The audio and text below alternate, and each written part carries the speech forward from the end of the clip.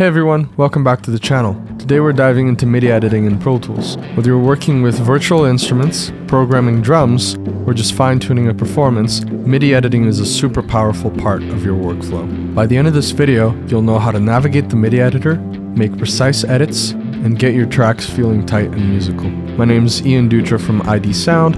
If you need help with your project, check out my portfolio and send me an email. I would love to work with you. Let's start with the basics. You can open the MIDI editor by making an edit selection on a MIDI or instrument track. You can also view it in the main edit window by clicking this tab on the lower left corner. On the left-hand side, you'll see the piano roll. This is where the pitches are laid out. Notes show up as little rectangles across the grid, and the horizontal length of the rectangle determines the duration. If you're used to a piano keyboard, it's very intuitive. Higher up means higher pitch. Lower down means lower pitch. To move a note, click and drag the grabber tool.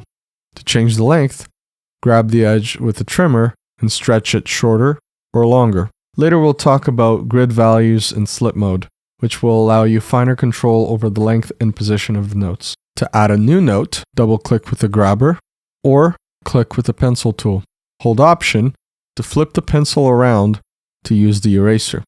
The pencil tool works differently depending on which variant you have selected. If you have it on freehand, dragging forward will extend the note as you're creating it. If you right-click and switch to line, now dragging forward will create more consecutive notes of the same length. This length is determined by the grid value. One of the most common MIDI edits is quantizing. This lets you snap your notes to the grid. Great for tightening up a performance you recorded with a MIDI controller. Open your tracks list, click on the MIDI operations tab, choose the grid value that matches the length of your shortest notes, determine the strength of the change. 100% means it'll snap exactly to the grid. 0% means you're not doing anything. Select your notes and hit apply. Down at the bottom of the MIDI editor, you'll see a velocity lane. Velocity controls how hard a note is played, which translates to dynamics in most virtual instruments. You can drag the bars up or down to make notes louder or softer. You can also edit velocity by clicking and dragging up or down on the note while holding command with the grabber tool. For more expressive instruments, you can even edit other controllers like modulation, sustain, expression, and more.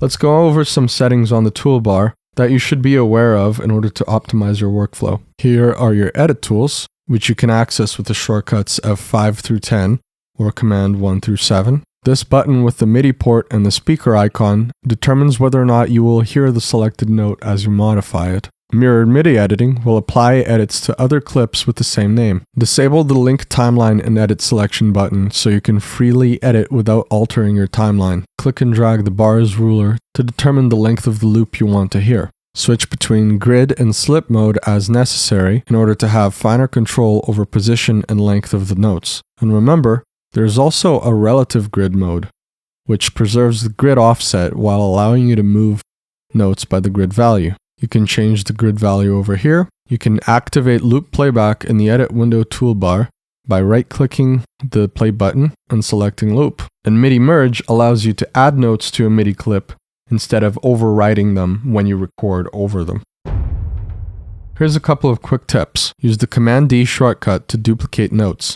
Great for repeating patterns. If you need to transpose a whole passage, just select the notes and press the up or down arrow keys. You can also use the Smart tool. It automatically switches between trimmer and grabber, and if you hold Control, you can also use the pencil tool, which makes editing easier if you don't like switching tools. Your edit modes can also be switched with shortcuts. F2 is slip, F4 is grid, and if you press it again, you're going to access relative grid. Option 1 through 4 are also your edit modes, so Option 2 is slip, Option 4 is grid. If you press it again, you go to relative grid mode. And that's the basics of MIDI editing in Pro Tools. Once you get comfortable with these tools, you can shape performances, create grooves, and really bring your performances to life.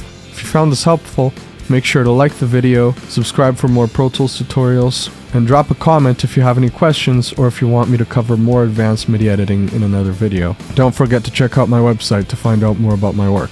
Thanks for watching.